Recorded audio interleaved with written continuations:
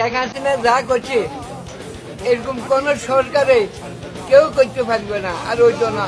দেশের মানুষ বাতে হানিয়ে খুব কষ্ট করবে, দেখবেন। আমি বলছি, মনে রাখবেন।